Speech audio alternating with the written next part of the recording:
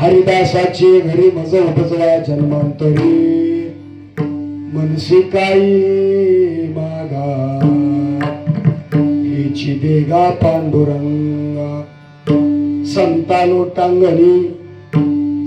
लोटांगणी जाता लाज नये म्हणी मनसे काही मागा हेची देगा पांडुरंगा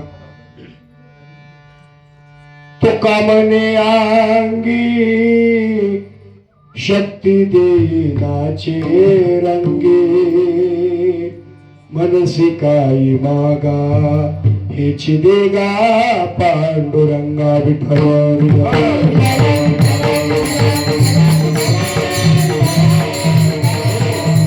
हरिदासाचे घरी भजो भजवा जन्मांतरी मनसे काही मागा हेची देगा पांडुरंगा. प्रस्तुत प्राप्त प्रसंगी प्राप्त ठिकाणी प्राप्त वेळी भगवंताच्या सेवेकरता निवडलेला अभंग देवमान्य जगमान्य संतमान्य देहुनिवासी जगद्गुरु तुकोबरायांचा मागणी पर प्रकरणातील अभंग सेवेकरता निवडलेला आहे. विठ्ठल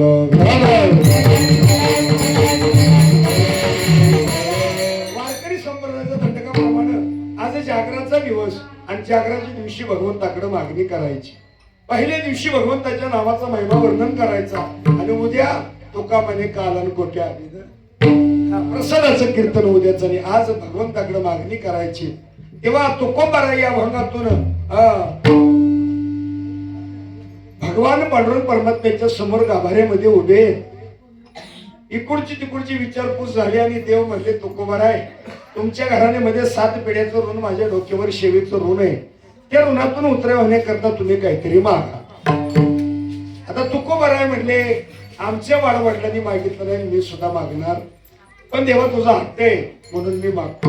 ऐक देवा मनसे काही मागा हेची देगा पांडुरंगा काय द्या हरिदासाचे घरी मज उपजवा जन्मांतरी मला जन्माला घालायचंय ना हरिदासाच्या घरी घाला. आणि ऐका ना देवा मनसे काही मागा हेची देगा पांडुरंगा काय संतांना संतांच्या चरणावर लोटांगर घालताना माझ्या मनातला जीव देऊ कारण का माझ्या अंगावर कदाचित काचीचे कपडे असत्याल इस्त्रीचे कपडे असत्याल कसं पाया पडावं म्हणून लाज मनात येऊन देऊ नको. कोण म्हणते तुकोबरा आहे तुम्ही आम्ही नाही.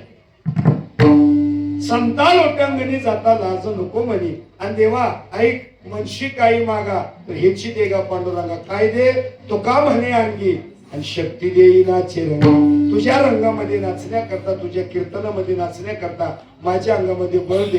पंढरीची वारी करण्याकरता कीर्तनामध्ये टाळ घेऊन उभं राहण्याकरता नाचण्याकरता गाण्याकरता रंगामध्ये रंगण्याकरता माझ्या अंगामध्ये बळ दे. हे बळाशिवाय होत नाही बरं का. आता जर घरात हाकलून दिलं रिटायर झाल्यावर म्हटलं वारीला जायचं अण्णा जमल का कवा करायचं तुकोबरा एका नाटामध्ये गोड वर्णन करतात. जव हे सकळ सिद्ध आहे जव हे सकळ सिद्ध आहे हात चालावया पाये हात चालावया पाये तव तू आपले स्वहित पाये तव तू आपले स्वहित पाये तीर्थयात्रे जाय चुकू नको तीर्थयात्रे जाय चुकू नको जव हा काळ असे दुरी ठेला जव हा काळ असे दुरी ठेला. माय बाप वारीला जाण्याकरता कीर्तनामध्ये उभं राहण्याकरता त्या भगवंताच्या रंगामध्ये नाचण्याकरता अंगामध्ये शक्ती पाहिजे ताकद पाहिजे म्हणून तुकोबरा म्हणजे दुसरं काय मला देऊ नकोस पण अंगामध्ये तुझ्या रंगामध्ये रंगण्याकरता माझ्या अंगात ताकद दे. हो आता कशी मुली नाच कुठे गेल्या मुली पळाल्या वाटतं गेले. अरे बाबा याच वयात हे झालं पाहिजे म्हातारपणात तुम्हाला उभं राहा म्हणलं तो उभं राहता येणार नाही म्हणून नटावं नाचावं कोणी नाचावं म्हाताऱ्यानं का तरण्यानं. तुकोबरा सांगत्यात तरणा भाग्यवंत नटे हरी कीर्तन हे काय मस्ती तारुण्याची दाखवायची ती हित दाखवायची वारीमध्ये दाखवायची. मायबाप एकदा का हे कमी झालं की मग तुम्ही जरी करू म्हटलं तरी तुमचे जन्म होत नाही. विठ्ठल विठ्ठल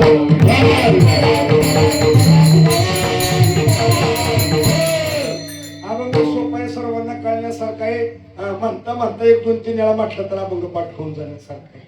आणि अभंगाचा सरळ सरळ भावात मी तुमच्या समोर मांडलेला आहे. उर्वरित वेळेमध्ये अभंगावर चिंतन करण्यापूर्वी थोडासा परिहार सालाबाद प्रमाणे गोड असं भक्तिमय वातावरणामध्ये, आनंदमय वातावरणामध्ये संपूर्ण महाराष्ट्रामध्ये दत्त जयंती, दत्त जन्माचा उत्सव साजरा होत असतो. त्याचप्रमाणे आपल्या गावामध्ये वैकुंठवासी हरिभक्तपरायण धनाजी नाना सावंत यांच्या प्रेरणेने चालू असलेला गुरुचरित्र पारायण सोहळा आणि वर्ष 38वे या 38व्या वर्षातील आज या जागराची कीर्तनरूपी सेवा माझ्यासारखे पामराकडे आलेली सावंत ताळीना आयोजक, सर्व असणारे ग्रामस्थ, भजनी मंडळ, वारकरी मंडळ यांच्या वतीनं माझ्याकडे आलेले आहे. आणि या कीर्तनाच्या माध्यमातून तुम्हाला काल संत मायबापांच्या दर्शनाचा योग घडला, मी माझं परमभाग्य समजतो. आणि वारकरी संप्रदायाच्या दंडकाप्रमाणे अखिल कोट महाराष्ट्राचा असणार आराध्य दैवत, वारकरी संप्रदायाचा असणार आराध्य दैवत त्या पांडुरंग परमात्म्याला नमन.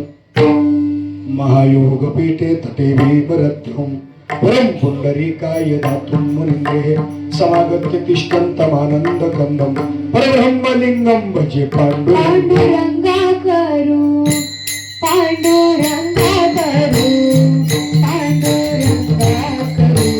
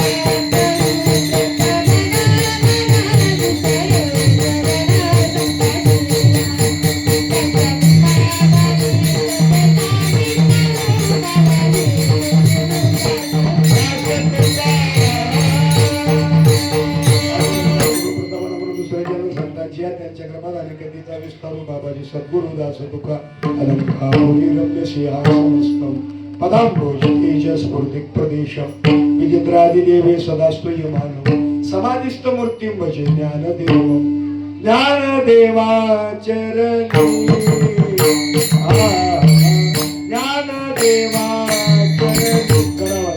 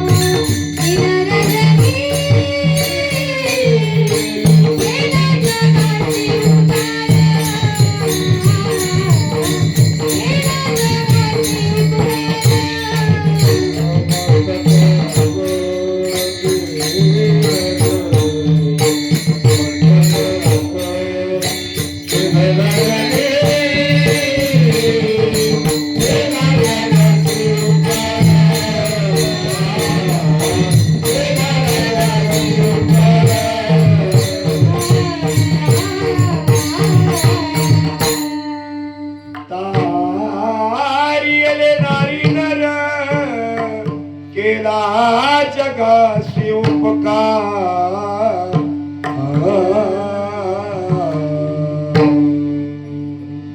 नमो सद्गुरु तुझ्या ज्ञानदीपा. नमो सद्गुरु सच्चिदानंद रूपा. हा नमो सद्गुरु भक्त कल्याण मूर्ती. नमो सद्गुरु भास्करा पूर्ण कीर्ती. सेवेलागी सेवक झालो. आहो स्वामी तुकया देवा न करवा अवेर. ऐशे नमन करुणी हा तीन शिरे सात तया माझा दंडवत. काकी जोडी पुढे स्नान नित्य जाणे विचे स्नान. ऐशे नमन करुणी सकळा हरी कथा बोले बोबडिया बोला. अज्ञान म्हणून आपुलिया बाळा चालवी सकळा नामा म्हणे. मस्तक माझा पायावरी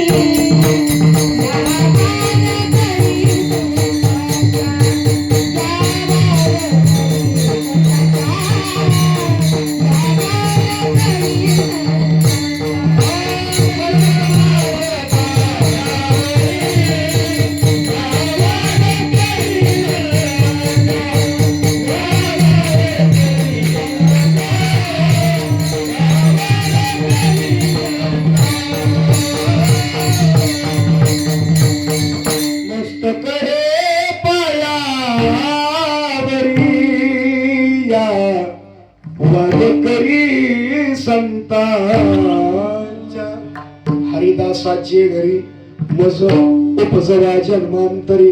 मनसी काही मागा हिची देगा पांडुरंगा विठ्ठल. मंडळी या अभंगामध्ये महत्वाचे 3 विषय लक्षात ठेवा. पहिला विषय मागणी, दुसरा विषय मागणारे, तिसरा विषय देणारा. आलं का लक्षात? पहिला विषय काय? मागणी, दुसरा मागणारे आणि तिसरा देणारा. आता ऐका, या अभंगामध्ये तुकोबारायांनी जी देवाकडे मागणी केली ती संसारिक आहे का परमार्थिक? संसारिक सांगा ना. कसली मागणी आहे? परमार्थिक आहे. मागणारे कोण आहेत? जगद्गुरु तुकोबा. आणि देणारा साक्षात समर्थ असणारा तो भगवंत विठेवरचा मालक पांडुरंग परमात्मा देणार आहे. हे 3 विषय लक्षात आले की अभंग सुटला. कळलं का तुम्हाला? हे सहज तुम्हाला अभंग कळला. ऐका, या अभंगामध्ये तुकोबारा देवाकडे मागणी करतायत ती परमार्थिक. तुम्ही आम्ही देवाकडे काय मागतो? हे बोलून इकडे बघा. हे तुमच्या गावात नारळ किती रुपयाला आहे? हा, तुमच्या गावात नारळ मिळतो का? किती रुपयाला? बर 25. आपण देवळामध्ये नारळ फोडायला जातो, देवा पुढे नारळ फोडतो आणि देवाला काय काय मागतो? देवा, अरे ह्या नारळामध्ये माझी बायका, पोरं, गुरं, ढोरं, कोंबड्या, बोकड्या, सासरा, सासू, मेवणा, मेवणी सगळी सुखात राहा. नारळ 25 रुपयाचा मागायचं आयुष्यभराचं. अरे देवाकडे आपली मागणी, तुमची आमची सर्वसामान्य जीवाची देवाकडे मागणी आहे ती संसारिक आहे. वाढावे संतान, गृही व्हावे धन धान्य. हे देवा, आमचा संसाराचा वेल मानवाव जाऊ दे. कळलं का? मुलं बाळ घर भरू दे, मुला बाळांना धन धान्य घरात येऊ दे, पैसा अडका धन दौलत सगळं काय मिळू दे. ही आपली मागणी देवाकडे येते, संसारिक आहे. आणि संत महात्मे देवाकडे मागतात ते परमार्थिक मागतायत, परमार्थिक नाही. देवाकडे मागतायत ते परमार्थाचं नाही, देवाचंच मागतायत.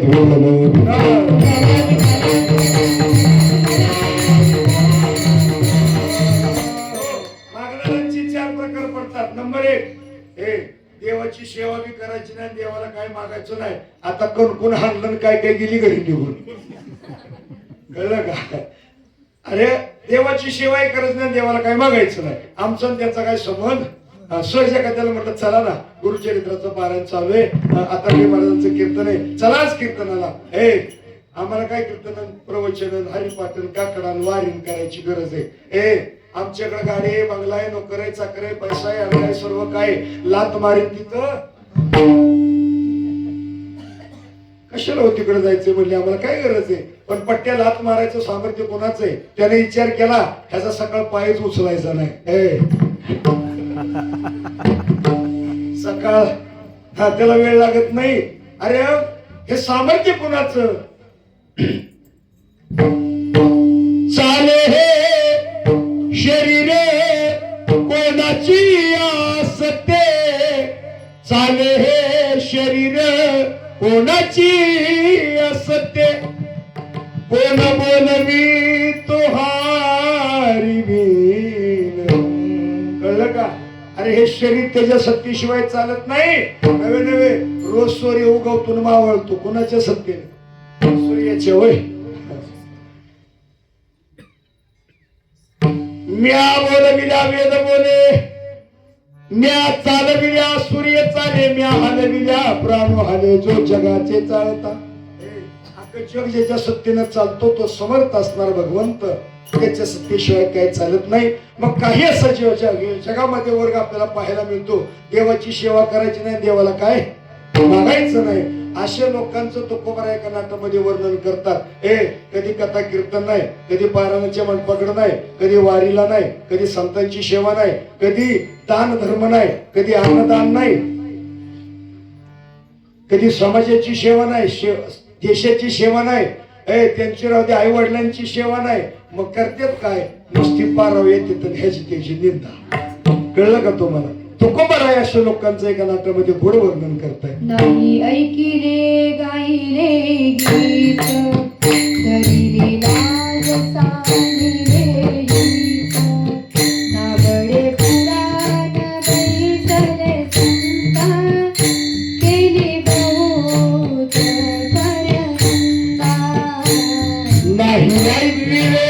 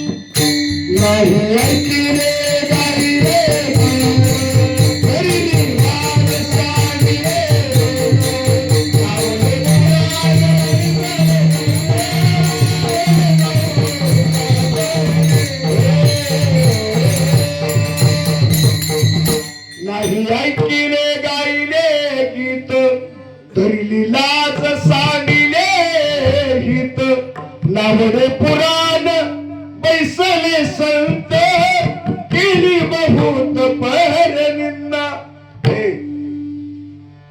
देवाला मागायचं नाही, देवाची काही सेवाही करायची. चला दुसरा वर्ग, जेवढी देवाची सेवा करायची तेवढंच देवाला मागायचं. देवा आजच्या पुरतं भागलं, उद्याचं उद्या बघू.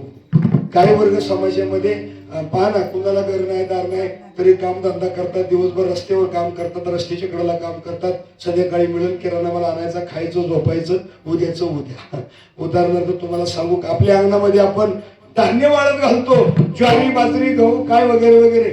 चिमणे येतात, धान्य चुचीनं टिपतात आणि कुठल्या कणगीत नेऊन ठेवतात. हाय का त्यांना कणिक. महिला मंडळ सांगा, हाय का त्यांना कपड भरून साड्या. कपाट जर उघडलं, कपाटातल्या साड्या जर अंगावर पडल्या तर साडी खाली दबून मरण. एवढ्या साड्या असतात तरी बाया म्हणते नाही बाया माझ्याकडे त्या मॅचिंगची साडीच नाही. अरे चिमण्यांना आहे का कुठं कपाट, आहे का कुठं कणीन? पण त्याने विचार केलाय का आज दाणं टिपून नेलं, खाल्ले, उद्या पावसाळा येईल, हिवाळा येईल, आपण काय खायचं, आहे का त्यांना काळजी? हे तिला माहितीये, अरे जन्माला चोच दिली तो दाना दिल्याशिवाय राहणार नाही. म्हणून जेवढं मिळलं तेवढे तर सुखी असतात. पण माणूस एक अशी जात आहे, सर्व सुखाची आशा जन्म गेला, क्षण एक मुक्ती यज्ञ नाही केला, हिंडता दिशा क्षीण पावला, माया विष्टेला जीव माझा. माझं माझं मला मला अरे कवा संपायचंय? तो कवराय म्हणल्या काय विषय गेलं, सुख शोधण्यात नाही मिळालं. मग देवाची सेवा करायची, तेवढंच देवाला मागायचं. पोटा पुरता पसा पाहिजे नको पिकाया पोळी, पोटा पुरता पसा पाहिजे नको पिकाया पोळी, देणाराचे हात हजारो दुबळी माझी झोळी. थंड हवेचं ठिकाण रात्री जरंडेश्वर डोंगरावर कीर्तन होतं. कुठं? जरंडेच्या डोंगरावर. तिथे थंडी असेल तिथं जागराचं कीर्तन, सकाळी चणचळीला काल्याचं कीर्तन, मगाशी होमगाव मध्ये 5 ते 7 दत्त जन्माचं कीर्तन. आता तुमच्याकडे सेवेला हजर त्याने दिले. बघू कवा बंद पडेल तवा. विठाल विठाल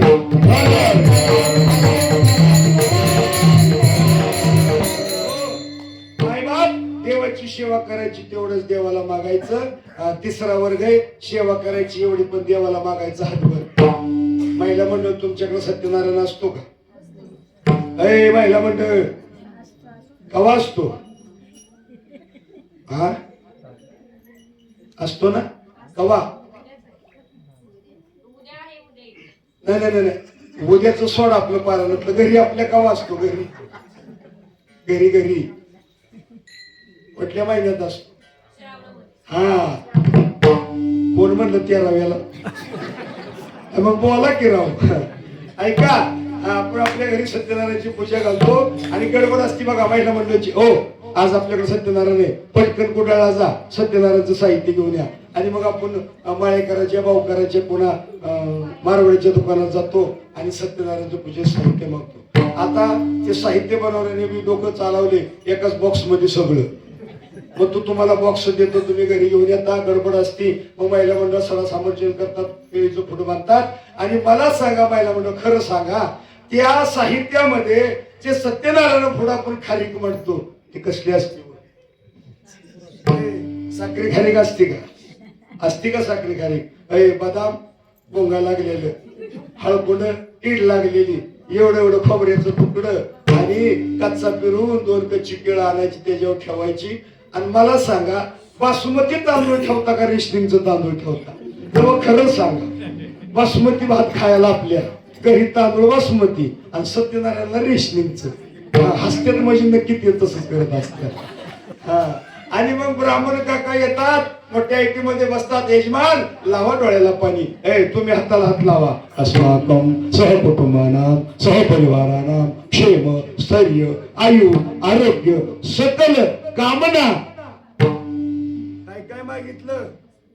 आयुष्य, धन, दौलत, सुख, शांती, समाधान.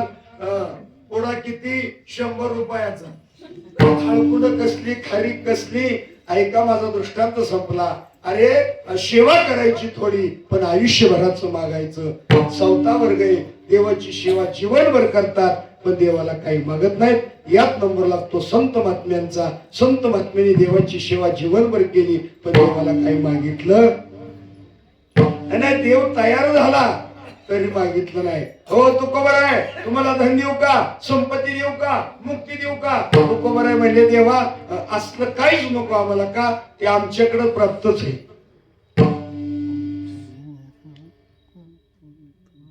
न लगे मुक्ती धन संपदा, न लगे मुक्ती धन संपदा देवा संत संग देई सदा न लगे मुक्ती धन संपदा मग काय संत संग देई सदा म्हणून देव द्यायला तयार झालता तरी तुकोबरायांनी घेतलं नाही जीवनभर सेवा केली पण देवाला काय मागितलं नाही अरे हिंदवी स्वराज्याचा राजा छत्रपती शिवाजी राजांनी तुकोबरायांची परिस्थिती पाहिली दारिद्र्यामध्ये जीवन जगत असणारे तुकोबराय राजांना वाटलं अरे आपल्या महाराष्ट्रामध्ये तुकोबरायांसारखी महान विभूती दारिद्र्यामध्ये जीवन जगत असेल तर आपल्या राजेपणाला हे शोभा देत नाही मग एका तबकामध्ये भरजरी वस्त्र दागिने मिठाई भरजरी वस्त्र नवे नवे द्रव्य देवक्या छत्र घोडे सर्व शिवाजीराज तुकोबरायांच्या घरी पाठवले तुकोबरायांनी ते पाहिलं आणि आपल्या असणाऱ्या सेवकांना सांगितलं ए गड्यांनो ऐका राजाने दिलेल्या धनावरून राजे किती उदार आहेत ते आम्हाला समजलं आमचा संसार दुबळा आहे आम्ही सुखी व्हावं या अपेक्षेने राजांनी हे पाठवलंय ना जा तुमच्या राजांना जाऊन सांगा राजे तुम्ही दिलेल्या या धनावरून तुम्ही किती उदार आहात ते आम्हाला समजलं पण हे तुम्ही दिलेलं धन आम्हाला मातीप्रमाणे तुमचे ये रवित धन ते मज मृतिके समान आम्ही सुखी असं वाटतंय ना मग एकच करा आम्ही तेने सुखी म्हणा विठ्ठल विठ्ठल तुम्ही मुखाने विठ्ठल विठ्ठल म्हणा मग आम्ही सुखी होऊ गळ्यामध्ये पवित्र तुळशीची माळ घाला एकादशीचं व्रत करा आणि त्या भगवंताचे दास व्हा आम्ही त्याला सुखी होऊ नाही एखादा म्हणला असता हे राहू दे आता राजेंनी दिलंय ना हे आता किती लोकांना काय काय वाटलं इलेक्शनला कोणाला काय कळलं नाही चिडीचूप आतल्या मिळत होत राजाने दिलं तरी तुकोबरांनी स्वीकारलं नाही का अरे तुकोबरा काय दरिद्री होते का दुबळे होते 350-400 वर्षापूर्वी ज्याच्या घरी 65 लाखाची जागिरी होती ते गरीब असतील का मग सर्वावर पाणी सोडलं सर्वाचा त्याग केला का तुम्हाला भगवत प्राप्ती करायची आणि म्हणून 4था वर्ग सेवा करतात पण देवाला काही मागत नाहीत विठ्ठल विठ्ठल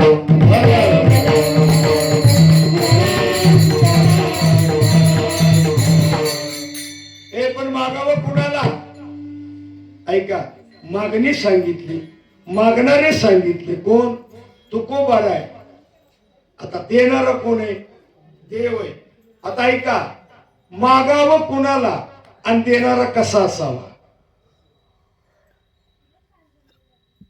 दाता तेव्हा ठरतो दानशूर तेव्हा ठरतो त्याच्याकडे 3 गुण पाहिजे नंबर 1 तो स्वतंत्र पाहिजे नंबर 2 तो श्रीमंत पाहिजे आणि नंबर 3 तो उदार पाहिजे गावामध्ये सप्ताह सुरू झाला अरे एका गोष्टीचा अभाव असला तरी तो दाता ठरू शकत नाही गावामध्ये सप्ताह सुरू झाला कार्यकर्ते मंडळींनी पोथी पुस्तक घेतलं गावात फिरायला सुरुवात केली गावामध्ये एक बलाढ्य मोठे श्रीमंत शेठजी होते त्या शेठजींच्या वाड्यावर सर्व वारकरी मंडळी आले वारकऱ्यांना पाहिल्याबरोबर शेठजींना सुद्धा आनंद झाला बसण्याकरता घोंगडं टाकलं आणि घरामध्ये आवाज दिला हो आपल्याकडे वारकरी आले चहाची व्यवस्था करा तो शेठजींचा असताना गडी पटकन चहा घेऊन आला वारकऱ्यांना चहा दिला विचारलं काय येणं केलं वारकऱ्यांनी सांगितलं शेठजी गावामध्ये सप्ताह सुरू झालाय आणि आज सप्ताहाची सुरुवात आहे आणि आपल्याकडून मोठ्या पावतीची अपेक्षा आहे म्हणून आम्ही तुमच्याकडे आलोय किती आकडा लिहू शेठजी म्हणले मोठ्या अपेक्षेने माझ्याकडे आलाय ना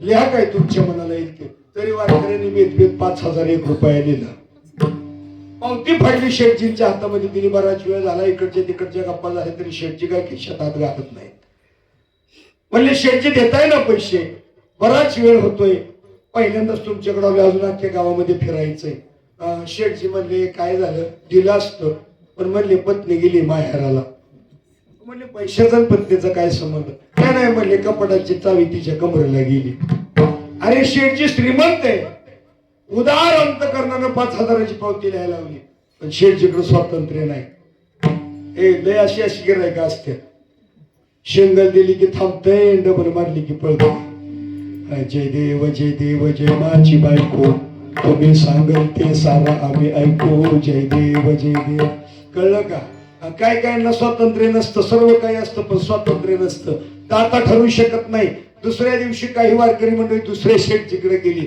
पण आज हा शेठजी श्रीमंत होता. पण एवढंच अंगात होतं, कधी 10 रुपये धार्मिक कार्याला देत नव्हतं. वारकऱ्यांना बघितलं का पळवाटे आले, म्हणले काय याने केलं, पारायण सोहळा चालू झालाय, आपल्याकडून मोठ्या पावतीची अपेक्षा आहे म्हणून आलोय, किती आकडा लिहू, म्हणले लिहा की 11.25 रुपये. कळलं का? अरे स्वातंत्र्य श्रीमंती आहे पण उदारता नाही. आणि त्याच गावामध्ये एक गरीब वारकरी होता. रोज मंडपामध्ये यावं, चाटलोट करावी, बैठक व्यवस्था करावी, वारकऱ्यांची सेवा करावी, ज्ञानेश्वरी पारायण करावं, हरिपाठ काकडा सर्व काही करावं, पण स्वातंत्र्य होतं, उदारता होती, पण पारायण सोहळा देण्याकरता त्याच्याजवळ काही नव्हतं. मंडळी दाता ठरू शकत नाही. मग ते देणारा किंवा दाता कोण असतो? जो स्वतंत्र आहे, उदार श्रीमंत आहे आणि उदार आहे, तोच दाता ठरू शकतो. मग माझा देणारा भगवंत आहे, तो स्वतंत्र आहे का, तो श्रीमंत आहे का, तो उदार आहे का पाहू. ऐका, देव स्वतंत्र आहे का? तर आहे. देवाला कोणी घडवला नाही, कोणी बसवला नाही. मग पुंडलिकाच्या भावार्था आणि द्वारक येऊन झाला. पुंडलिकासाठी अजूनी तिष्ठत, पुंडलिकासाठी अजूनी तिष्ठत, तुका म्हणे मात धन्य त्याची.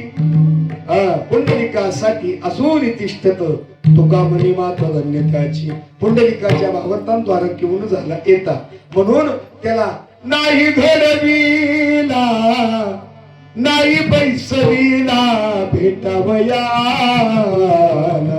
पुंडलिका स्वयंभू हा माझा उभा विठेवर, म्हणून देव स्वतंत्र आहे. देव श्रीमंत आहे का? आता देव किती श्रीमंत सांगावं. ऐका, समुद्र मंथन झालं, देव आणि दानवांचं युद्ध झालं, पण सारखीच देव पराभव व्हायला लागले. देवांचा पराभव व्हायला लागला. काय करावं म्हणून भगवान विष्णूकडे सर्व देव गेले. म्हणजे देवा काय करावं, काही केल्या ते राक्षस पराजित होत नाहीत. म्हणजे एक काम करा, समुद्र मंथन करा आणि समुद्र मंथनातून 14 रत्न निघतील, त्यात एक अमृत नावाचं रत्न निघेल, ते प्राशन करा ना अमरोहा. आणि मग मेरू पर्वत त्याचा रवी केला, वासुकी सर्पाचा दोर केला आणि तोंडाकडं देव, शेपटीकडं दानव आणि समुद्र मंथन चालू झालं. आणि त्या समुद्र मंथनातून पहिलं रत्न निघालं, लक्ष्मी कौस्तुभ पारिजात कसुरा. ऐकलंय का नाही कधी? शुभमंगल. लक्ष्मी नावाचं पहिलं रत्न त्यातनं निघालं 14 रत्नापैकी.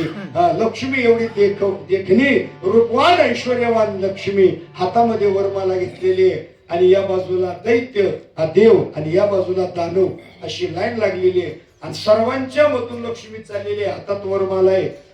प्रत्येक दैत्याला, दानवाला, देवांना वाटायचं की आपल्या गळ्यात माळ घालावी, पण सगळीजण अशी माना करत होती. सगळ्यांना डावलत शेवटी पाठमोऱ्या मूर्तीने भगवान विष्णू उभे होते, त्यांच्या जवळ गेली, म्हणजे देवा मला तुमच्या गळ्यात वरमाला घालायची. भगवंतांनी पाठीमागे वळून पाहिलं तर ऐश्वर्यवान रूपवान अशी संपन्न असणारी लक्ष्मी पाहिली. म्हणजे ऐक, मी तुला पसंत आहे म्हणून तू माझ्या गळ्यात वरमाला घालायला आलीस. म्हणजे हो, पण तू मला पसंत आहे का नाही हे मला विचारलंस का? म्हणजे तू मला पसंत नाही, मी तुझ्याशी व्यवहार करू शकत नाही. पण लक्ष्मी आई साहेबांनी पटकन देवाचे पाय धरले, म्हणजे देवा काही करा पण मला तुमच्या चरणाजवळ जागा द्या, मला तुमच्या गळ्यामध्ये वरमाला घालू द्या. देव म्हणजे ठीक आहे, एकच आट्ट. म्हणजे काय, जीवनभर माझ्या पायाची दाशी म्हणून तुला राहावं लागेल. आट्ट म्हणणं असेल तर ठीक. एका क्षणार्धात लक्ष्मी आई साहेबांनी आट्ट मान्य केली आणि त्या दिवसापासून सागरामध्ये शेषावर शयन करणाऱ्या भगवान विष्णूच्या कुठे आहे लक्ष्मी? उशाला पाय लक्ष्मीचे हाती, दिशी यावे का कुलती. अरे तुम्ही आम्ही जन्माला आल्यापासून मरेपर्यंत, सकाळी उठल्यापासून संध्याकाळपर्यंत ज्या लक्ष्मीच्या मागे पडतो, ती लक्ष्मी माझ्या भगवंताच्या पायाजवळ आहे. किती माझा देव श्रीमंत आहे. नित्य नेमन आम्ही ते प्राणी दुर्लभ, लक्ष्मी वल्लभ तया जवळ. अरे लक्ष्मीची वेगळी गुरुवारची पूजा करायची गरज नाही. काय महाराज बोलताय, आमचं उपास असते ती आणि आम्ही केवढं व्रत करतो, लक्ष्मीची पूजा करतो. अरे पण लक्ष्मीचा पती जर तुम्ही पूजला, त्याला आपलंस केलं, त्याला कंठामध्ये धारण केला, तर त्याच्या माग लक्ष्मी येईल का दुसऱ्याच्या घरात जाईल? हा नित्य नेमन आम्ही ते प्राणी दुर्लभ लक्ष्मी वल्लभ काय करू नका. ज्याची करायची पूजा त्याची करत नाही आणि ज्याची नाही करायची त्याची करताय. ऐका ना, लक्ष्मीच्या नवऱ्याची पूजा करा, आपोआप तिच्या माग लक्ष्मी येईल. विठाला विठाला.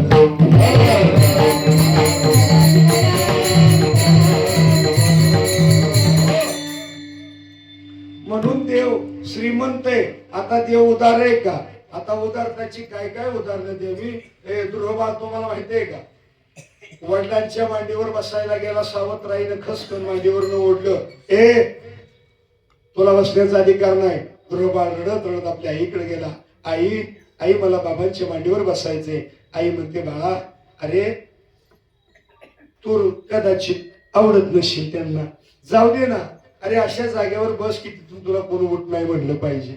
अरे ऐशी जग बैठ कोई ना बोले उठ. मग देवाच्या मांडीवर बस. कुठं असतो आई देव? वनामध्ये. दुर्बाळाने वनाचा रस्ता धरला, अरण्यामध्ये येऊन तपश्चर्या करायला सुरुवात केली. ओम नमो नारायणा, ओम नमो नारायणा. भगवंत प्रसन्न झाले. काय पाहिजे बाळा?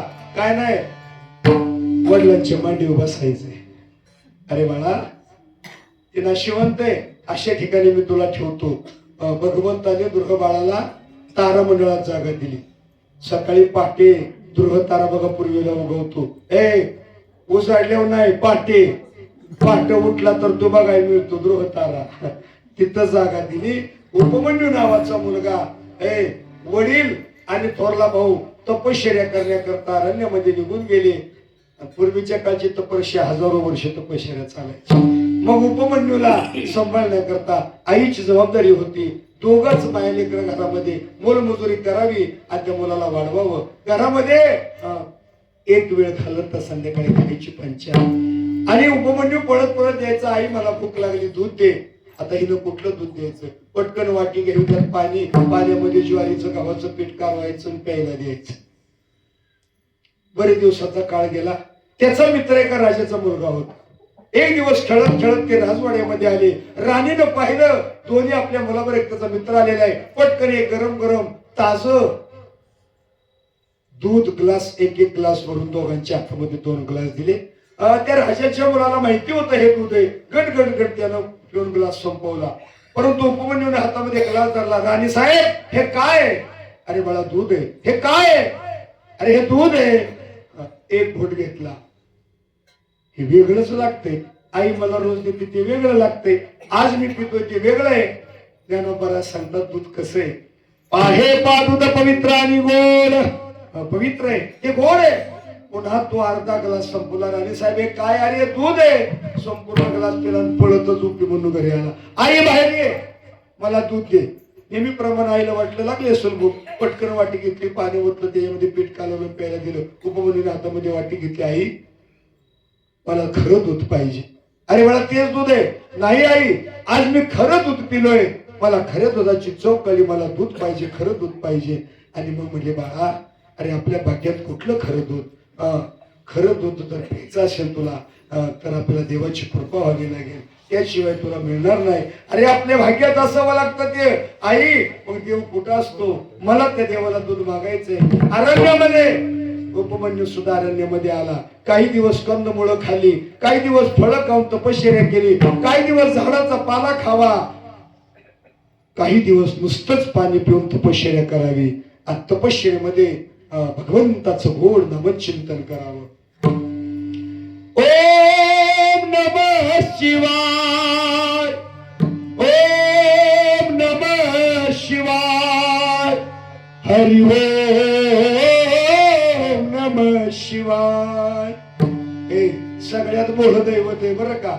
अंतकरणापासून जर तुम्ही त्याला हाक मारली तर ते लगेच प्रसन्न होतं. आणि भगवंत सुद्धा भगवान भोलेनाथ प्रसन्न झाले. बाळा, काय पाहिजे तुला? काय नाही देवा, मला ग्लासभर दूध पाहिजे, खरं दूध. ते म्हणले, अरे तू लहान आणि तुझी बुद्धी ही लहान. साक्षात देव प्रसन्न झाला आणि काय मागावं. एका पट्ट्यानं असं श्रावण महिन्यात महिनाभर देवाची भोलेनाथाची तपश्चर्या केली आणि शेवटच्या सोमवारी भोलेनाथ प्रसन्न झाले. ए भक्ता, मी तुझ्या भक्तीवर प्रसन्न आहे, माग, तुला काय मागायचंय. म्हणला देवा मागू मागू. म्हणले रे माग, नको लाजू, माग. म्हणले देवा न संपणार द्या. किंवा म्हणले त्या शिवलिंगावर मुठभर तांदूळ पडले, जा घेऊन. काय म्हणला, गरीबाची चेष्टा करताय, मी न संपणार मागतोय, मला मुठभर तांदूळ द्या म्हणताय. अरे तू हे तर त्यानं उपरणं हाताळलं, मुठभर तांदूळ घेतलं, उपरण्यात टाकलं की पुन्हा पिंडीवर मुठभर, दुसरी मुठ भरली, उपरणं गच्च भरलं, पळत पळत घरी आला आणि पोतच घेऊन आला. मुठी टाकून टाकून टाकून पोत भरलं तरी पिंडीवर तांदूळ शिल्लक. कुतत कनत पोत उचललं, घरी आला. बाहेर ये, अगं मी काय घेऊन आलोय बघ. पोत उतरू लाग. पत्नीनं खांद्यावरच पोत उचलून खाली ठेवलं की दुसरं पोत खांद्यावर. ते उतरून खाली ठेवलं की तिसरं पोत खांद्यावर. पोती वाहून वाहून मेलं. तिरडी बांधलं, तिरडी उचलून चौघाने खांद्यावर घेतली आणि 20व्याला खाली ठेवलं की पुन्हा चौघाच्या खांद्यावर दुसरं. काय मागितलं होतं, न संपणार. शेवटी चौघांनी विचार केला, म्हणला काहीतरी विचित्र प्रकार दिसतोय, मागची माणसं तर कवाच माग पळाली होती. चौघांनी एकमेकाला खुणावलं. म्हणजे ऐका, मी 1 2 सारे माडे 3 म्हणल्यावर चौघांनी 4 दिशेला पळायचं. 1 2 3 सारे माडे 3 म्हणल्यावर चौघ 4 दिशेला पळले, पण चौघाच्या खांद्यावर एक एका. विठाला विठाला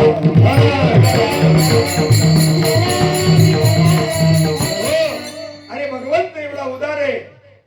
आढळपती बहाळ पैसविला द्रोह, दुधाचा सागर उपमन्यू.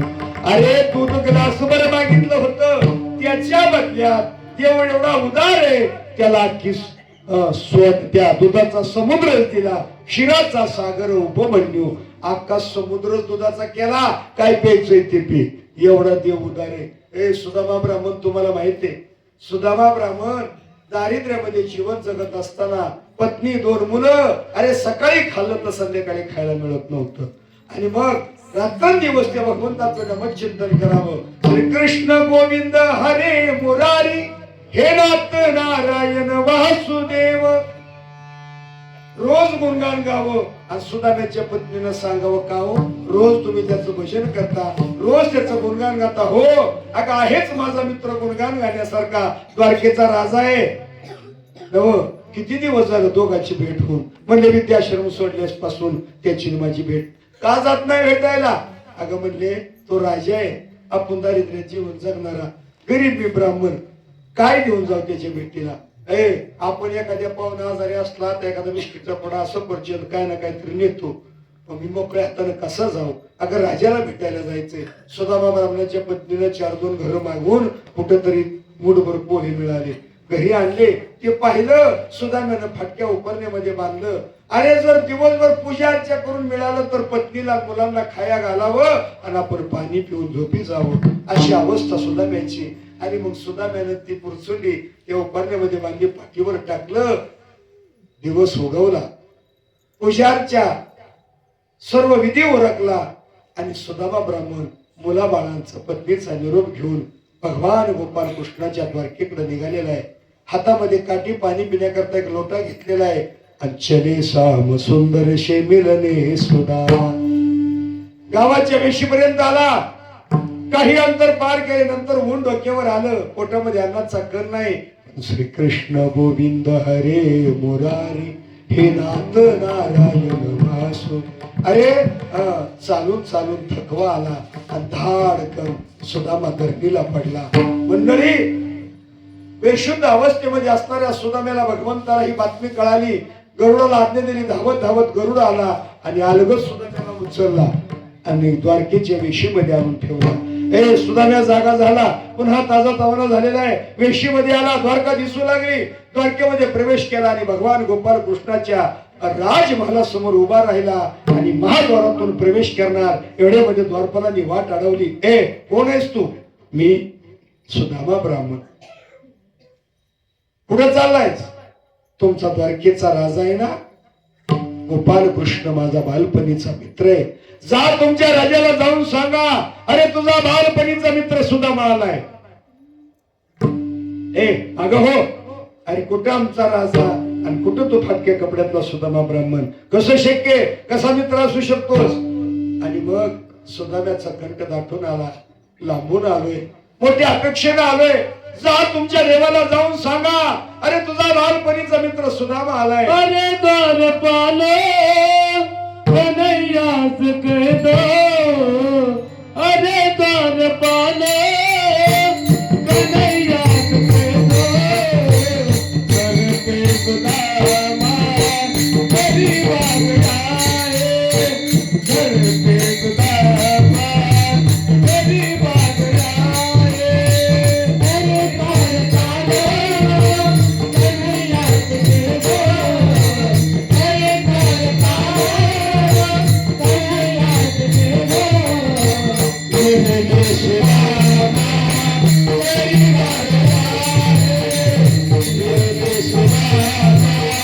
गरीब आए.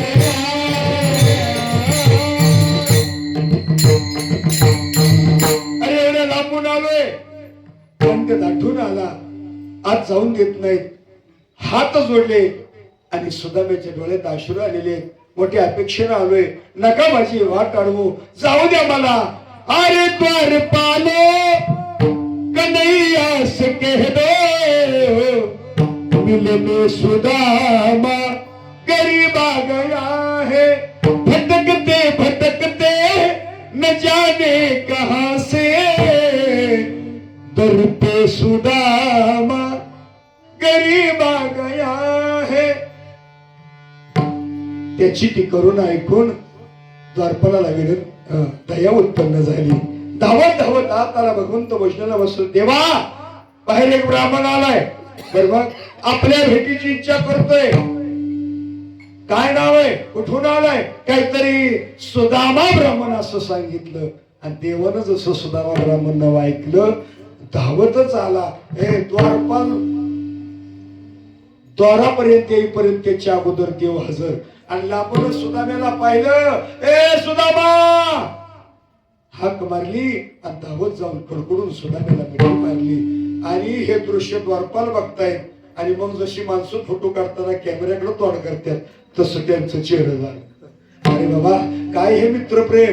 भगवंतानी सुदाम्याला हाताला धरलं, आपल्या घरामध्ये आणलं, भरजरी आसनावर बसवलं आणि पाद्य पूजेची व्यवस्था करण्याकरता आपल्या राण्यांना सांगितलं. पूजेचं साहित्य आणा. तोपर्यंत देव सुदाम्याच्या पायाजवळ बसलो. देवाला, त्या सुदाम्याला भरजरी आसनावर बसवलेले आणि सुदाम्याकडे पाहू लागले. अंगामध्ये फाटलेली कपडे, मळलेली कपडे, शरीर क्षीण झालेलं, चेहरा असा सुकलेला आहे. ती दयनीय अवस्था पाहिली, खळकन देवाच्या डोळ्यातून अश्रू आले. मंडळी, त्या अश्वानी सुदाम्याच्या चरणावर अभिषेक झाला. देव पाहतो, देव हसतो, देव खातो आणि देव रडतो सुद्धा. देव काय पाहतो? पट्ट्याला माणूस म्हणून खाली पाठवलाय. काय काय करतोय हो? कधी नामस्मरण करतोय, कधी दान धर्म करतोय, तीर्थयात्रा करतोय, आई वडिलांची सेवा करतोय, समाजाची सेवा करतोय. हे देव पाहत असतो. त्याला वाटतं मला कोण बघतंय. जसं मांजर दूध पिताना डोळं झाकून दूध पितं, त्याला वाटतं कोण बघत नाही. पण मालकिनीचा तडाखा कमारट्यात बसल्यावर मग त्याला कळतं आपल्याला कोणतरी बघतंय. तसं मुल्ला होके बात पुकारे, मुल्ला होके बात पुकारे, वो क्या अल्लाह बहिरा है. अरे मुंगी के पर में घुंगरू बसता है, वो भी अल्लाह सुनता है. अरे मुंगीच्या पायातील पैंजनाचा, मुंगीच्या पायातील पैंजनातील घुंगराचा आवाज देवाला येतो. तुम्ही काय करताय ते त्याला कळत नाही होय. न सांगता तुम्हा कळो त्यानंतर देव पाहतो आणि देव हसतो. कवा हसतो? आईच्या उदरामध्ये गर्भवासाच्या यातना भोगत असताना देवाला वचन देतं. तिथं त्रास सहन होत नाही. देवा, मला आईच्या गर्भवासातून मुक्त कर. जन्माला आल्याबरोबर रात्र दिवस मी तुझं भजन करेन. म्हणून सोहम सोहम सोहम सोहम आईच्या उदरात रात्र दिवस भजन करतं. पण जन्माला येतं मायेचं वारं लागल्याबरोबर देवाला दिलेलं वचन विसरतं आणि सोहम सोहम करणारा जीव कोहम कोहम कवा कवा कवा कवा असंच रडतं ना. मग हसतो देव पट्ट्या मला तू फसवलं जन्माला आल्याबरोबर. आणि देव खातो भक्तिभावानं जर तुम्ही चारलं तर देव खातो. माझ्या शबरीनं उष्टी बोरं चारली देवानं ती भक्तिभावानं खाल्ली. म्हणून त्याप्रमाणे देव रडतो. भक्ताची दैवी अवस्था झाल्यानंतर देवाच्या डोळ्यात पाणी येतं. आणि मग सुदाम्याला अभ्यंग स्नान घालण्यात आलं. भरजरी वस्त्र दागदागिने घालायला दिले आणि भगवंतानी आपल्या हातानं कुंकुम तिलक लावला. आता त्याच्या भागीरेषेमध्ये लक्ष्मी नव्हती, यक्षश्री असं होतं. पण जे वेळी भगवंताने कुंकुम तिलक लावला आणि यक्षश्री होतं ते नुसतं असं केलं यशश्री झालं. पाची पकवानाचं बेत सुदाम्यानं हात माग सारूनच ताव मारला. कितीतरी दिवसानं सुदाम्या जेवत होता ते देवबार काय न बघत होते. सुदाम्याचं पोट भरलं आणि मग गप्पा चालू झाल्या. काय सुदाम्या, अरे किती दिवसानंतर गाठ पडते, लग्न वगैरे झालं का नाही? हो देवा झालं लग्न. अरे मग मुलं बाळ, वहिनीचं नाव काय? म्हणलं सुशीला. मुलं 2 मुलं आहेत. संसार कसा चाललाय? देवा तुझ्या आशीर्वादानं आनंदात चाललाय. चालला होता का? देवाला काय कळत नव्हतं का? इकडच्या तिकडच्या गप्पा झाल्या. अरे मग ऐक, नक्की माझ्यासाठी वहिनीनं काहीतरी दिलं असं. आणि मग सुद्धा मी तो पोहे ते मळके उपरण्यातले दडवायला लागला. ते बनवण्याकरता घरात चटणी नाही, तेल नाही, तिखट नाही, मीठ नाही, तसेच आणलेले पोहे भगवंताने सुदाम्याच्या हातातून हिसकावून घेतले. गाठ सोडली, हातामध्ये घेतले आणि मिटक्या मारत नाही खाल्ले. मग पोहे सुदाम देवाचे फके बारी कोरडीची अख्ख तोंडात टाकलं, कोरडच खाल्लं. तृप्तीचा ढेकर दिला. ए सुदाम्या,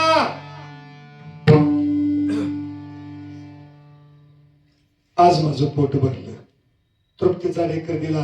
रोज पाची पकवानावर सुदाम्या ताव मारत होता. थोडासा गुडगुडीत झाला. गाल गुबगुबीत गाजरासारखे दिसू लागले. 15 दिवस झालं. एक दिवस जेवताना पत्नी मुलं बाळांची आठवण झाली. हे देवा, आता बस पाहुणचार, जातो मी. सुदाम्या, किती दिवसातून भेटलाय? राहणार की काय दिवस? पुन्हा महिनाभर सुदाम्या राहिला. पण एक दिवस खरंच जेवताना मुलं माझ्या वाटेकडे वाट लावून पाहत असतील, डोळे लावून पाहत असतील. अरे पत्नी माझी वाट पाहत असेल, काय खात असतील, कशी जगत असतील. सुदाम्याने हातातला घास खाली ठेवला. तारकन उठून राहिला. तेव्हा मला सकाळ निरोप द्या. आणि मग सकाळ निघण्याची तयारी झाली. स्नान वगैरे झालं आणि देवाची भेट घेत असताना देवानं सुदाम्याच्या अंगावर घालायला दिलेले भरजरी वस्त्र आणि दागदागिने सगळं काढून घेतलं. सुदाम्याला वाटलं होतं गळ्यातलं डाग दिलं असतं तरी आयुष्यभर संपलं नसतं. पण देवानं असं काय केलं? पण देव सुदाम्यानं आपल्या चेहऱ्यावर दिसू दिलं नाही. आनंदानं ते काढून दिलं. तीच फाटक्याने मळकी सुदाम्याला कपडे घालायला दिली. हातामध्ये काठी दिली. सुदाम्यानं पुन्हा भगवंताला आलिंगन दिलं. आलिंगन घडे मोक्षाचे आयुष्य ताजोडे. या न्यायानं आलिंगन झालं. ये हृदयाचे ते हृदय घातले आणि सुदाम्या निघाला. देवा, ए कृष्णा, येतो बरं का? तरी त्याला वाटायचं सुदाम्याला की देवानं म्हणावं काहीतरी ने. अरे वैदी करता, पोराबाळा करता, तुझ्या करता नाही पण ने. पण देव काय म्हणला नाही. पण तसंच मन धीट करून सुदाम्या निघाला. पण ऐका मंडळी, देवानं हे का केलं? सुदाम्याच्या अंगावर जे भरजरी वस्त्रे दागदागिने काढून घ्यायचं कारण एक ऐका. 2 कारण आहेत. एक तर द्वारकेपासून सुदाम्याच्या नगरीपर्यंतचा जो रस्ता होता तो जंगलाचा होता. हे दागदागिने भरजरी वस्त्र जर चोरट्यांनी लुटारी लोकांनी पाहिलं तर सुदाम्याला मारतील, त्याचे कर्ज ते लुटून घेतील, म्हणून काढून घेतलं. आणि दुसरं कारण, अरे जर आपल्या नगरीमध्ये तो सुदाम्या आपल्या गावामध्ये पोचला, जाताना फटक्या कपड्यात होता, येताना भरजरी वस्त्रात आलेलं पाहिलं तर गावातील लोकांनी म्हटले असते, अरे हा सुदाम्या लाचार आहे, द्वारकेला गेला, आपल्या मित्रापासून त्यानं मागून आणलं. माझ्या सुदाम्याला कोणी लाचार म्हणू नये म्हणून देवानं हे केलं. नगरीत आला, आपल्या गावाच्या निश्चित आला, नवीन गावामध्ये आला. पण गाव ओळखत नव्हतं का? सोन्यासारखं चमकत होतं नव्हे, सोन्याच झालं होतं. जशी लंका सोन्याची होती तशी सोन्याचा गाव झाला. चुकून आपल्या मला गाव चुकलं का काय म्हणून आपल्या घराजवळ आला, पाहिलं तर आपलं घर सुद्धा सोन्यासारखं चमकत होतं. पत्नी मुलं बाळ भरजरी वस्त्रामध्ये दागदागिन्याने पत्नीला म्हणलेलं पाहिलं. आणि मग सुदाम्याच्या मनात आलं, ए मित्रा, ए देवा, अरे मुठभर पोहे घेतलेस आणि त्या पोह्याच्या बदल्यात सुदामा ब्राह्मण दुःखी दरिद्री पीडिला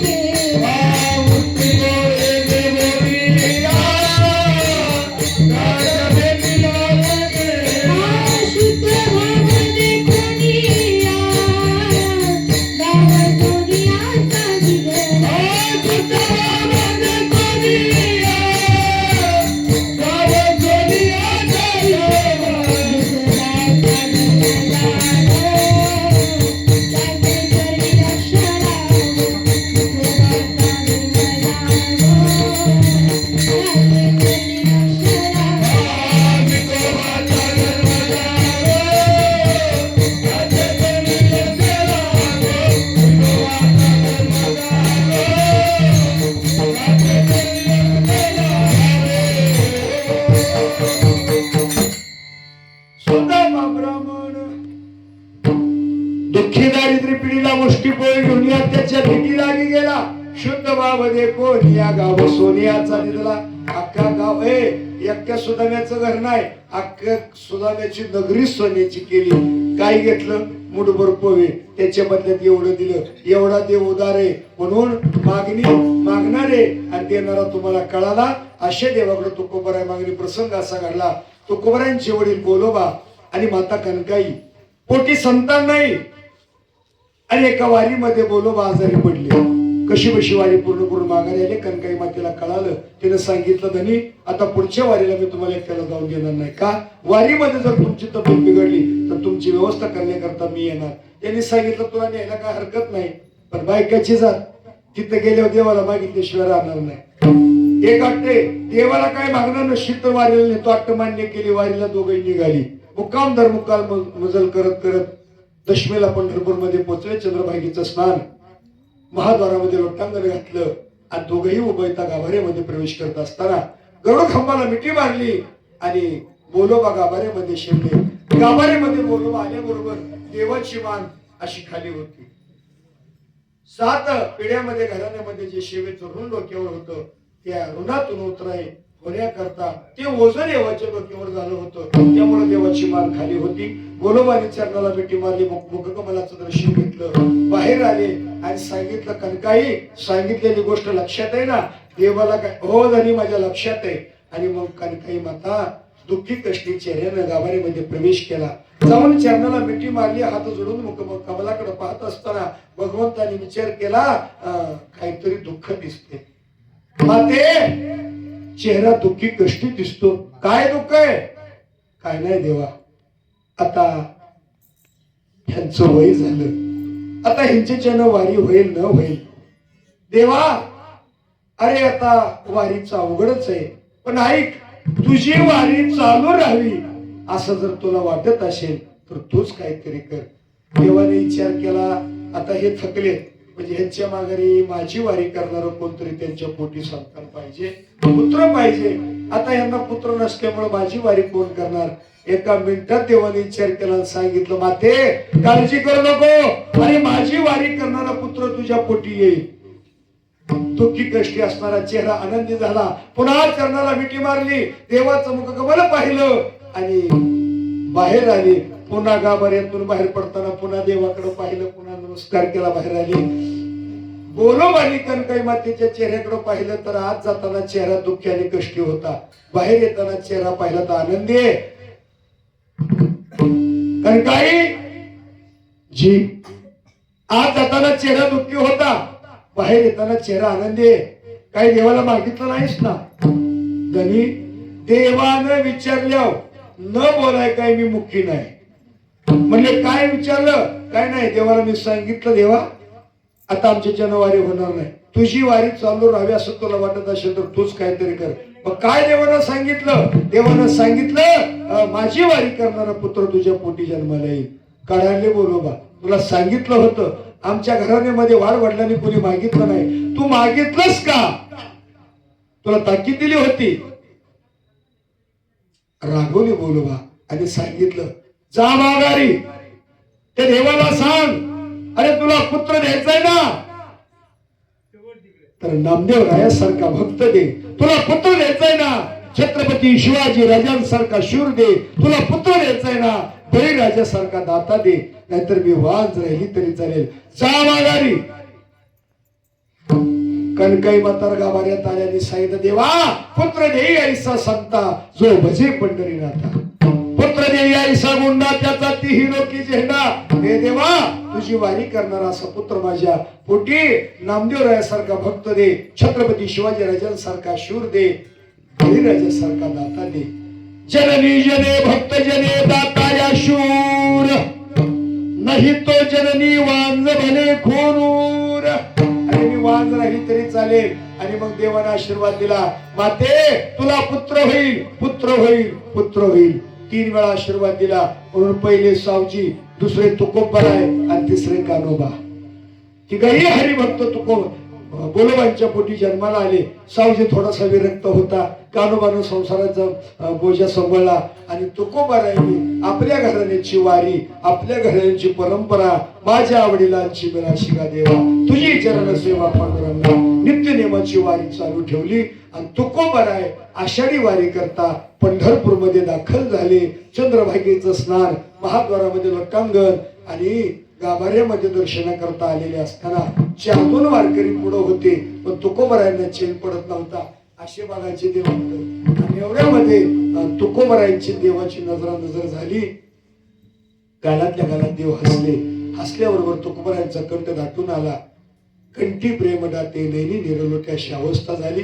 गाभाऱ्यामध्ये गेल्यानंतर सर्व वारकरी निघून गेले. एकटेच तुकोबाराय चरणाला मिठी मारली, हात जोडून मुख कमलाकडे पाहत असताना देव म्हणले, का हो तुकोबाराय, ज्यावेळी मी तुमची आणि माझी नजर झाली त्यावेळी माझं दर्शन मी तुम्हाला दिलं, मग एवढ्या गर्दीतनं गडबडीतनं येऊन माझ्या चरणावर डोकं ठेवून दर्शन घ्यायचं कारण काय? तुकोबाराय म्हणले, देवा तुम्ही ते विचारू नाही, मी ते सांगू नाही. म्हणले, का? जगामध्ये जे सुख नाही ते तुमच्या चरणाचं दर्शन घेतल्यानंतर प्राप्त होत. कसं काय? म्हणजे ऐका, तो कामाने काही न मागे आणि तुझे पायी सुख सर्व आहे. देवा जगामध्ये जे सुख नाही ते तुझ्या पायाचं दर्शन घेतल्यानंतर. आणि मग बराच वेळ झालं मान देवाच्या खाली ओझ होतं ना शेवेचं. हो तुकोबाराय, कशी काय वारी झाली? काय थकवा बाग शीन काय आला का? तुकोबाराय म्हणले, ऐक ना देवा, एकदा का प्रस्थान झालं, वारी तोंडावर आली की आमची अवस्था कशी होते सांगू तुला. पेटी लागे जीवा लागली से आस, पाहि रात्र दिवस वाट तुझी. अशाप्रमाणे एखादं भुकेलेलं बाळ, तानं बाळ आपल्या आईची वाट पाहत. भुकेली बाळ अति शोक करी वाट पाहि परी माऊलीची. किंवा पौर्णिमेचं चांदणं चाकण्या करता चकोर पक्षी जसा वाट पाहतो, पौर्णिमेचा चंद्रमा चकोरा जीवना. देवा तैशे माझे मन वाट पाहि, पेटी लागे जीवा लागली से. देवा कन्या सासुऱ्यासी जाय मागे परतो पाहे, तैसे झाले माझ्या जीवा केव्हा भेटसी केशवा. अशी अवस्था आमची होते. आणि एकदा का पंढरपूर मध्ये आलं, तेव्हा तुझ्या चरणाचं दर्शन घेतलं की वारीमध्ये येणारा भाग, येणारा शीन निघून जातो. आता मोठे धावे मन, आता मोठे धावे मन, आता मोठे धावे मन, आता मोठे धावे मन.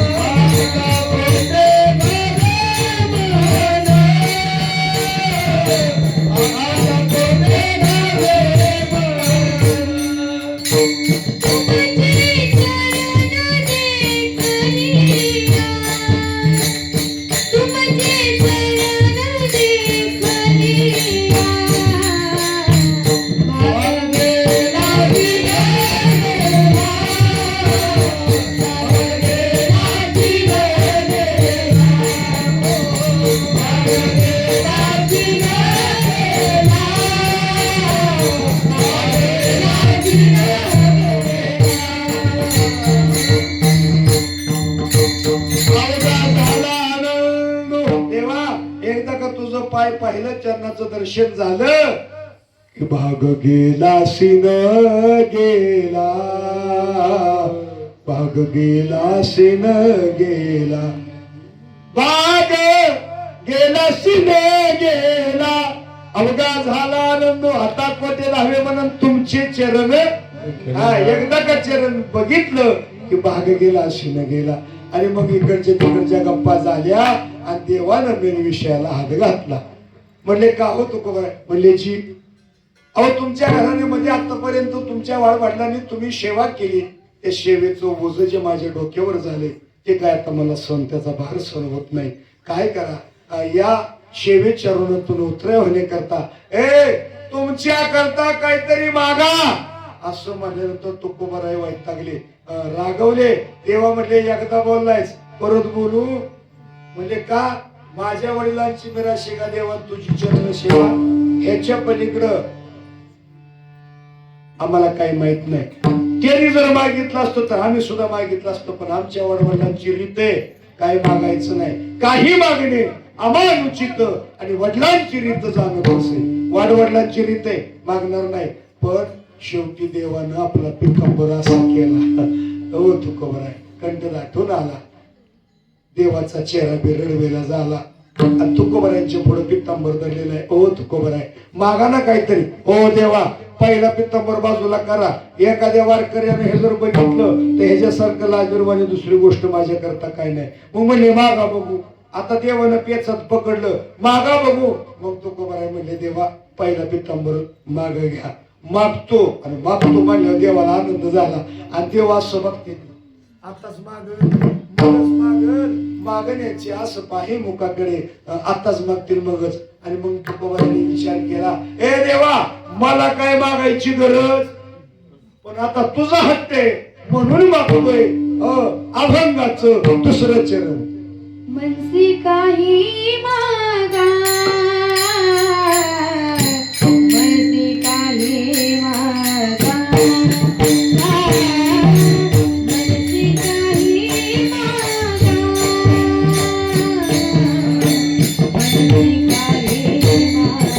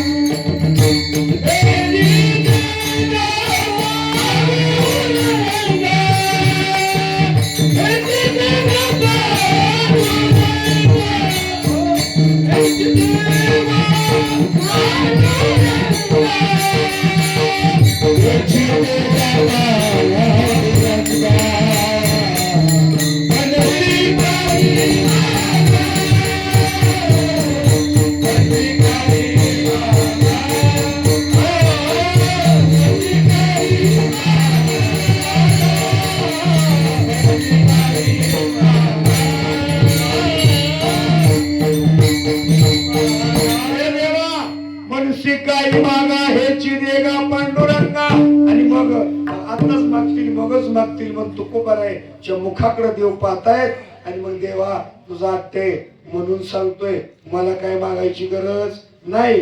मनसी काही मागा देवा हेची देगा पांडुरंगा. हरिदासाची गरे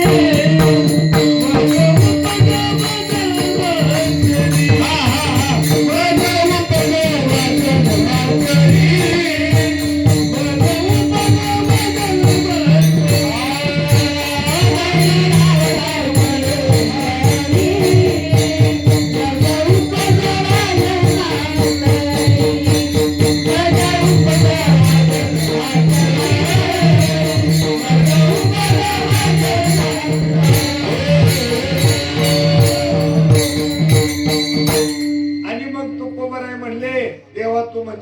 काही मागा तर हेची देगा पांडुरंगा काय द्या हरिदासाचे घरी मज उपजवा जन्मांतरी तेव्हा मला हरिदासाच्या घरी जन्माला घाला जन्म जन्मांतरी हरिदासाच्या घरी जन्माला घाला. देव म्हणले काय होतो काय मागून मागितलं माझ्या डोक्यावरच ओझ कमी होण्याकरता सेवेच्या ऋणातून उतरवण्याकरता मी तुम्हाला मागायला लावलं तर तुम्ही काय मागितलं. हो म्हणले देवा तुला द्यायचं तर हेच दे हरिदासाच्या घरी मज उपजवा जन्म. अहो एखाद्या मंत्र्याच्या घरी सांगायचं मंत्र्याच्या घरी मज उपजवा जन्मांतरी एखाद्या बिल्डरच्या घरी सांगायचं एखाद्या राजाच्या घरी सांगायचं एखाद्या शेतकऱ्याच्या मोठ्या बागायतदाराच्या घरी सांगायचं. हे काय हरिदासाच्या घरी मज उपजवा जन्मांतरी काय तुम्हाला हरिदासाच्या घरी मिळेल. तुकोबाराय म्हणजे सांगू मला बिल्डर नको मंत्री नको खासदार नको आमदार नको बागायतदार नको मग हरिदासाच्या घरी जन्माला घाला. हरिदास म्हणजे कोण जे हरीचे दास ते हरी ऐका आता ऐका महत्वाचं अरे ज्यांचा हरिदास ते खरे हरिदास विठ्ठल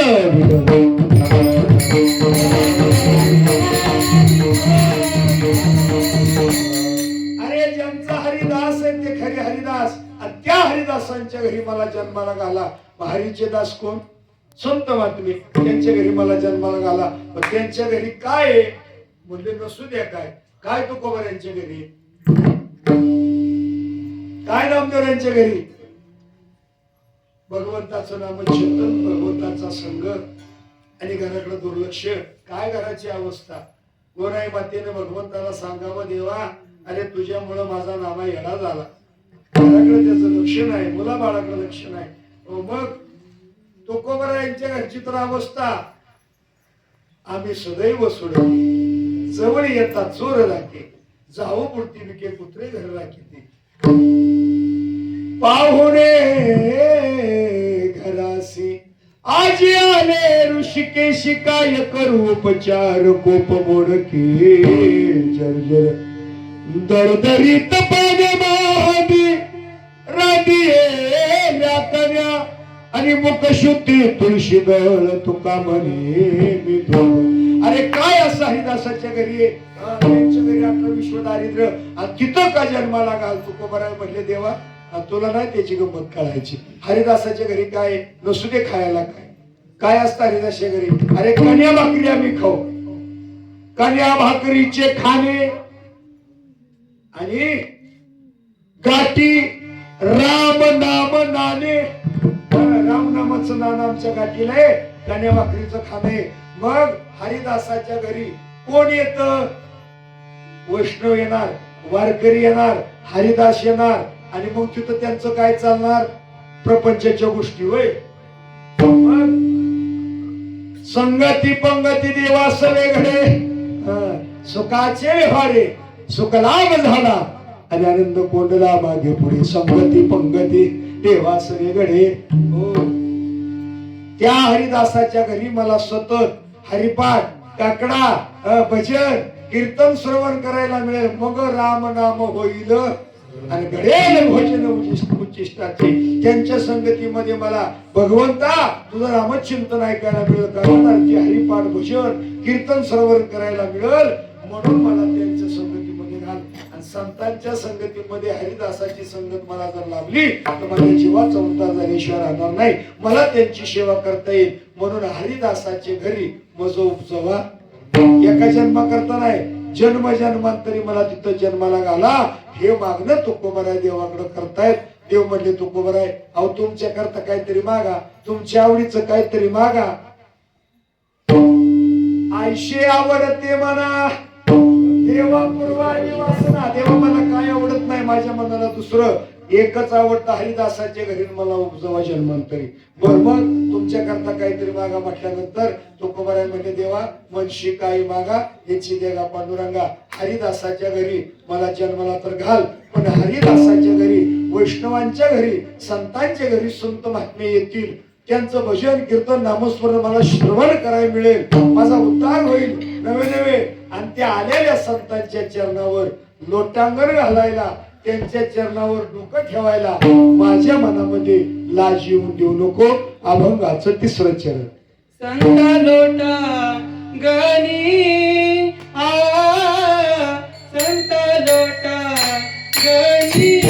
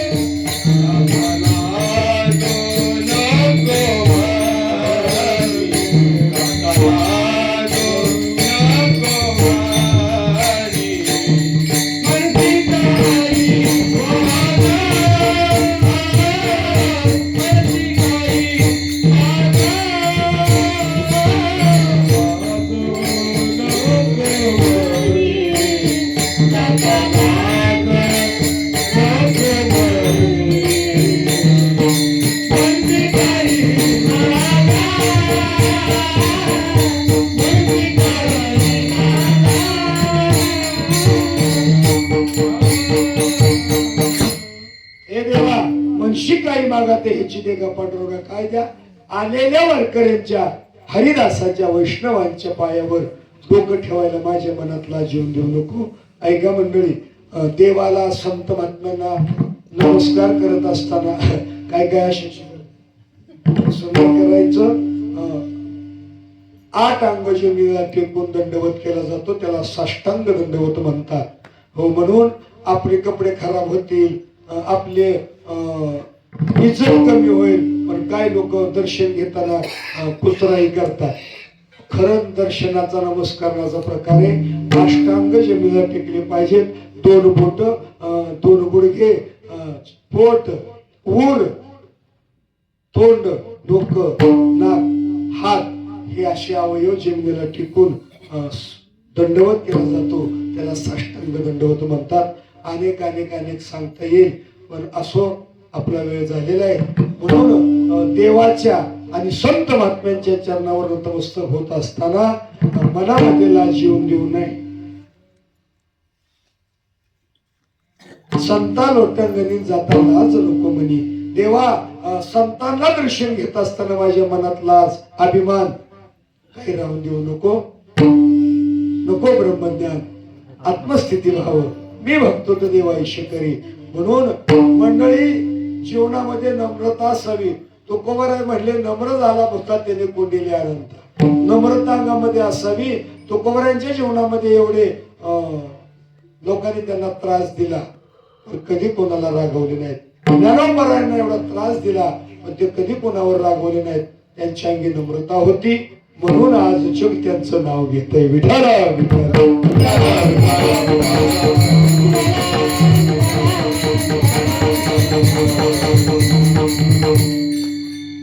संतांगणी जाता लाज नको म्हणे. तुकोबराय म्हणले, देव म्हणले, हो तुकोबराय, अहो तुमच्या करता काहीतरी मागा. अहो मागा. मग तुकोबराय म्हणले, वंशी काही मागा. उरलेला विषय भजनानंतर. विठोबार कुमारी, विठोबार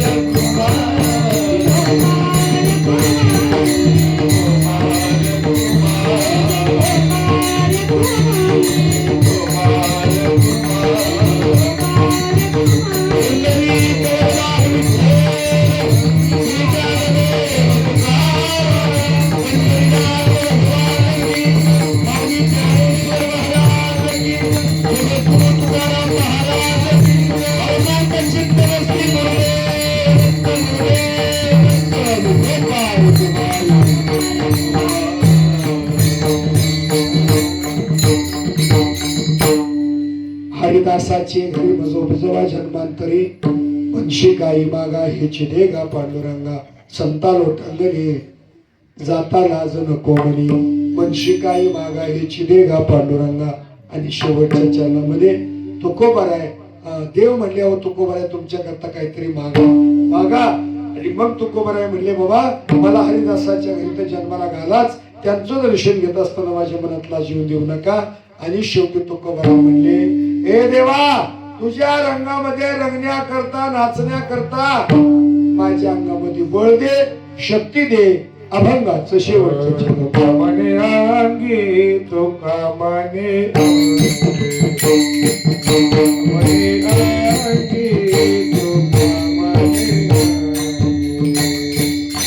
मने अंगी तुका मने अंगी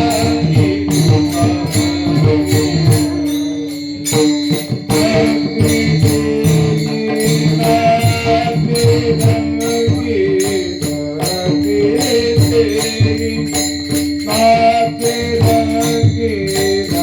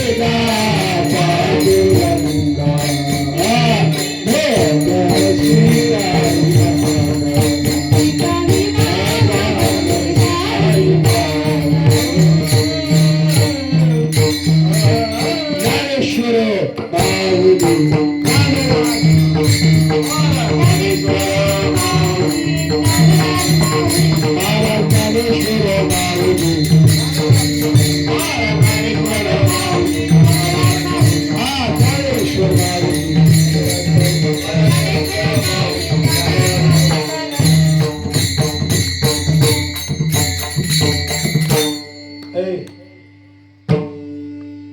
उद्या आपल्या पारायण सोहळ्याचा सांगत आहे काल आहे उद्या एकदा काला झाला त्याच्या पुढल्या वर्षीच जरा चादरीत हात बाहेर काढा आणि थोडस 2 मिनिटं भजन करा. आम्ही बी दिवसभर कंटाळलो. तुम्ही आता बसलाय 2 तास इकडं तिकडं हल्ला नाही काय नाही जरा जरा जरा हात मोकळं करा. टाळकरीने आतापर्यंत भजन केलं टाळ वाजवलं एवढ्या गारठ्यात. पण तुम्ही महाराज तुम्ही किती बी करा वटवट आम्ही हे निबारगट असं काय करू नका. वाजवा टाळी. विठ्ठल रकुमाई विठ्ठल विठ्ठल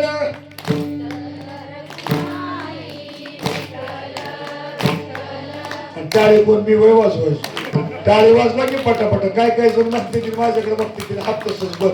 हे ब्राह्मण काका बघा इकडे घंटी असते इकडे ताट असतं आरतीचं सगळं दादू करता वारता गुणाची ताट हारायला लागली की घंटी बंद घंटी हारायला लागली की ताट बंद.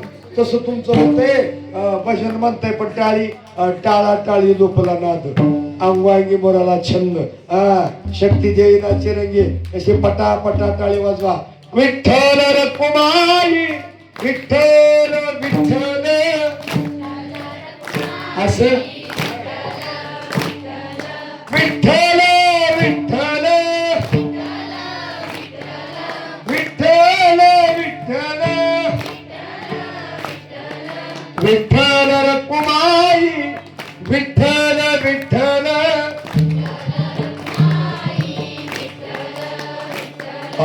दिगंबरा दिगंबरा श्रीपाद वल्लभ दिगंबरा वा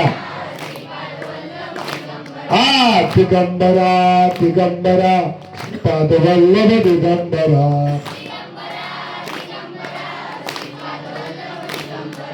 श्रीपाद वल्लभ दिगंबरा श्रीपाद वल्लभ दिगंबरा दिगंबरा दिगंबरा श्रीपाद वल्लभ दिगंबरा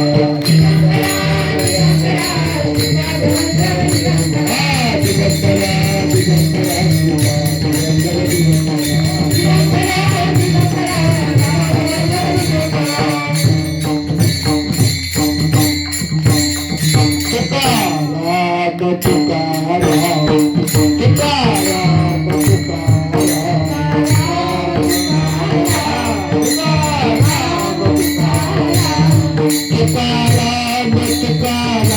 दिगंबरा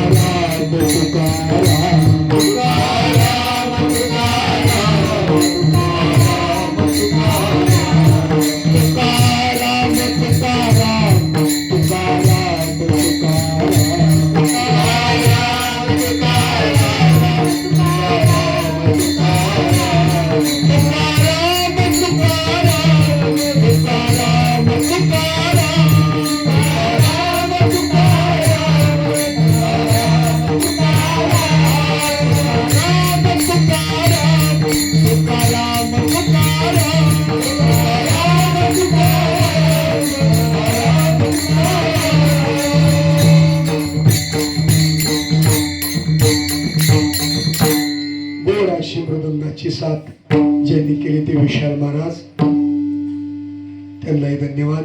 विनेकरी बापा संदीप महाराज महाराजांचं नाव लक्षात नाही रामदास महाराज आमचे शुभमजी महाराज ते ताई तसेच काल ज्यांचं गोडाचं कीर्तन झालं ते आमचे परममित्र भिशे महाराज आणि आम्हाला सर्व गुरुस्थानी वडीलस्थानी असणारे आमचे अण्णा त्यांचंही दर्शन घेतो. आमच्या पारायणात अन्न म्हणतेली स्टेपनी म्हणून पाठवलं प्रवचनाला. हो जरा अडचण होती अण्णा पण 2-3 ठिकाणी मी पाहिलं तुमचं प्रवचन ऐकलं थोडस आणि म्हटलं बाबा आता काय नाही आपल्या जागेवर चालणारा माणूस आहे पुन्हा अण्णांना तिथं पाठवलं. तसेच सर्व ग्रामस्थ भजनी मंडळ मित्र मंडळ पेटी मास्तर साऊंड सिस्टीम तुमचीच आहे का पूर्ण बरं चांगलंय. सर्वांचं दर्शन घेतो आणि असणारे सर्व वारकरी मंडळी, श्रोते मंडळी सर्वांच्या चरणावर नतमस्तक होतो आणि माझ्या वाणीला पूर्णविराम. विठ्ठल जय जय विठ्ठल.